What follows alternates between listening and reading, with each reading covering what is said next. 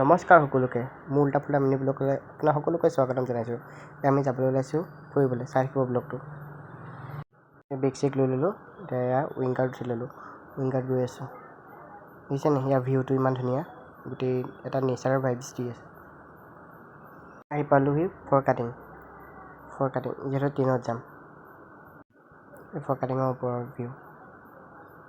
আৰু এইফালে চোন আমাৰ মহাৰাজ বহি আছে।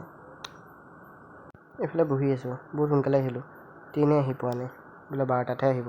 এইফালে চিপছ এপেকেটি খাই ল'লোঁ। আৰু ইয়াৰ পেইণ্টিংবোৰ দেখিছে নি কিমান ধুনীয়াকৈ পেইণ্টিং কৰি থৈছে।